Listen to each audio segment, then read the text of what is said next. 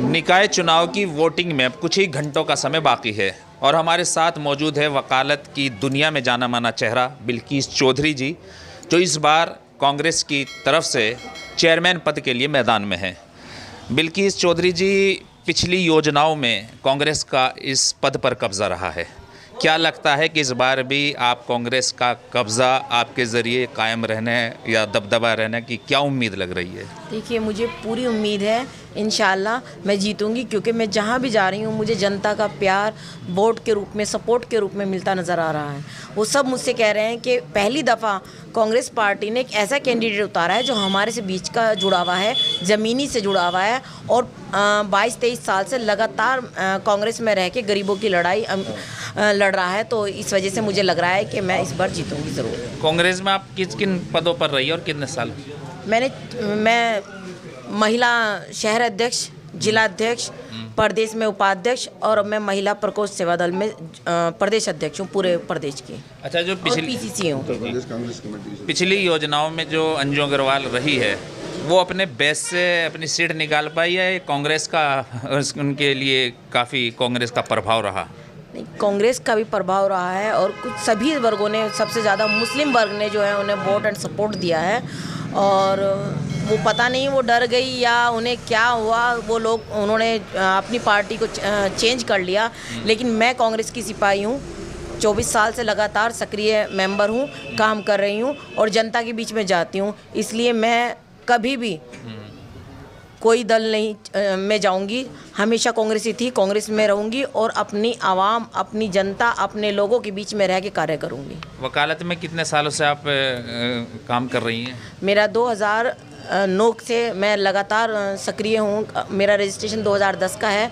मेरे हस्बैंड जो है 1994 से सक्रिय हैं वहाँ पे कचहरी में, और वो लगातार हम लोग गरीबों एक हमने एसोसिएशन बनाई हुई है जिसमें हम गरीब मजदूर महिलाओं के जो फ्री मुकदमे लड़ते हैं। अच्छा, मुसलमानों का तो काफ़ी समर्थन आपको मिल रहा है, देखने में लग रहा है, लेकिन क्या हिंदू वोट भी आपकी तरफ? जी बिल्कुल बिल्कुल, मैं जहाँ भी जा रही हूँ मुझे पूरा, अभी मैं अलमासपुर थी, मैं सुबह मंडी में भी थी, मैं टिकैत चौक अलमासपुर चौराहा है वहाँ थी, कई लोग, संगम विहार में मैं गई हूँ, मैं पटेल नगर में गई हूँ, मैं रामपुरी में गई हूँ, मैं बसंत कुंज है वहाँ गई हूँ, आनंद विहार में वहाँ गई हूँ, वहाँ मुझे पूरा समर्थन मिला है, कृष्णापुरी में मैं गई हूँ, वहाँ मुझे पूरा समर्थन मिला है। लोग कह रहे हैं कि पहली दफ़ा एक ऐसा कैंडिडेट है जो हम लोगों की पकड़ में है, वो काम करा सकता है, हमारे बीच का है।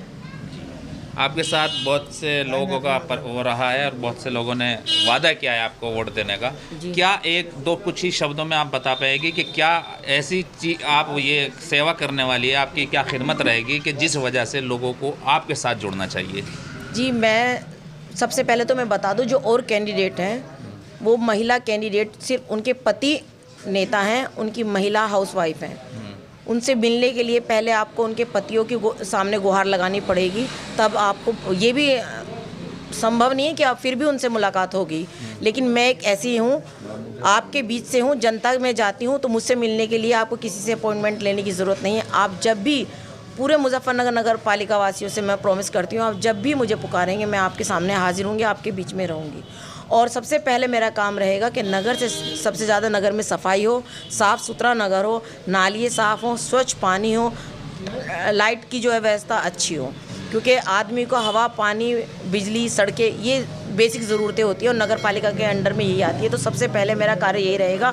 और एक बड़ा कार्य जो मैंने करने की ठानी है वो ये ठानी है कि जितने भी गली मोहल्लों के नुक्कड़ पे कूड़े घर हैं, बस्तियों में है, वो हवा, जब थोड़ी सी भी हवा चलती है तो घरों में आता है गंदगी।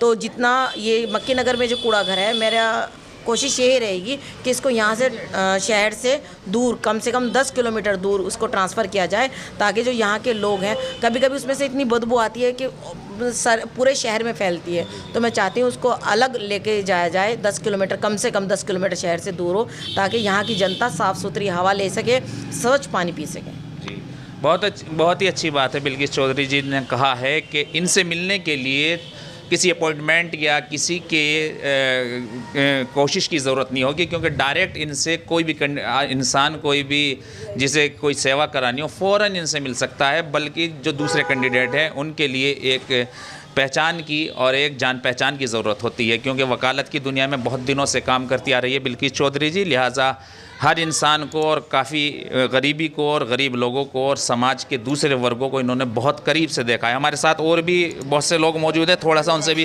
गुफरान भाई से पूछ लेते हैं कि गुफरान भाई, क्या चीज़ है जो लोगों को इस वक्त कांग्रेस से जुड़ना लोगों की मजबूरी है या लोगों के लिए ज़रूरत है? लोगों के लिए पहली बात मैं ये बता दूं, ज़रूरी है, बहुत ज़रूरी है। आप देख रहे हो चारों तरफ क्या मामले हैं, हर तरफ हर आदमी परेशान है, नफ़रत की आंधी चल रही है। हमारे राहुल गांधी जी इसी वजह से तो चले कन्याकुमारी से कश्मीर तक कि ये जो नफ़रत का बाज़ार इन लोगों ने, सपा और बीजेपी ने खड़ा कर दिया, लोगों को आपस में लड़वाया जा रहा है। इसे आप अच्छी तरह जानते हैं। क्या हशर हो रहा है, भाई भाई का नहीं रह रहा है, जहाँ भी जा रहे हैं कोई बैठ नहीं सकता। तो वो मोहब्बत की दुकान खोलने निकले थे राहुल गांधी, और वो कामयाब भी हुए। लोग जुड़ते चले गए लाखों और करोड़ों की संख्या में, बारिश में भी, और तुम्हारे कश्मीर में बर्फ़ पड़ रही थी, उसमें भी लाखों लोगों में हमारे राहुल गांधी के साथ लोग जुड़े। मोहब्बत, हर कोई मोहब्बत चाहता है, कोई नहीं चाहता नफ़रत, ना हिंदू ना मुसलमान ना सिख ना ईसाई, सब सुकून में रहना चाहते हैं।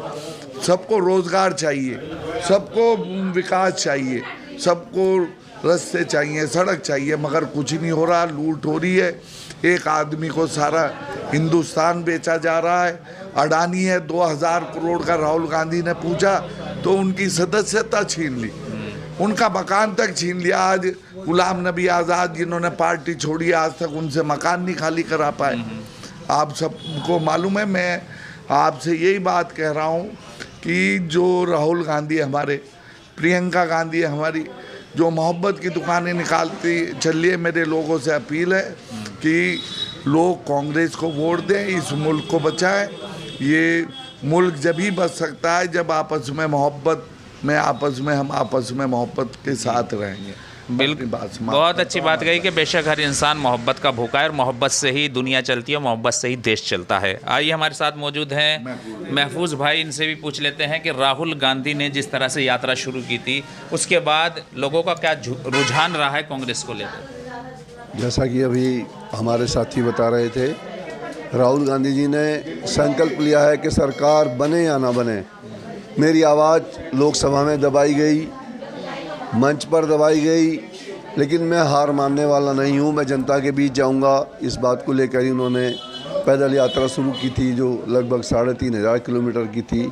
जहाँ से चले वहाँ की भीड़ और कश्मीर तक पहुँचने की भीड़ का जायजा सभी पत्रकारों, सभी चैनलों ने देखा है कि हर कदम पर भीड़ बढ़ी है, उन्हें प्यार मिला है।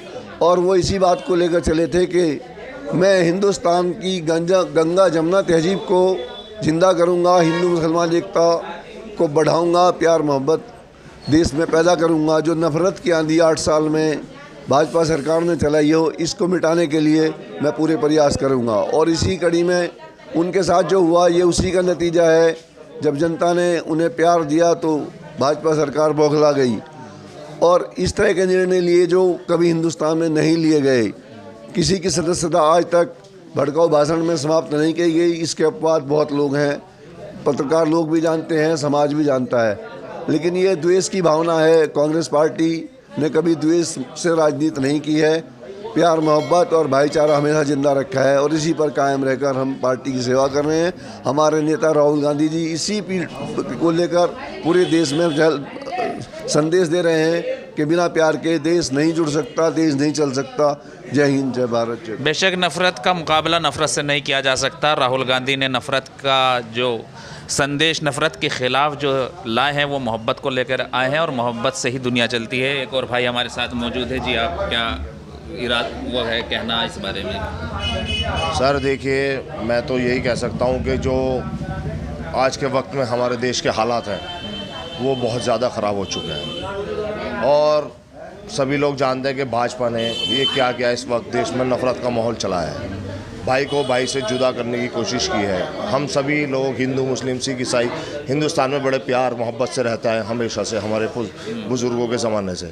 लेकिन आज भारतीय जनता पार्टी इस भाईचारे को तोड़ना चाहती है, हम जुदा करने चाहती है अपने वोटों के खातिर सिर्फ। तो आज हमारे राहुल गांधी जी इस नफ़रत को ख़त्म करना चाहते हैं। इस हिंदुस्तान को, इसके संविधान को अगर कोई बचा सकता है तो सिर्फ कांग्रेस पार्टी बचा सकती है।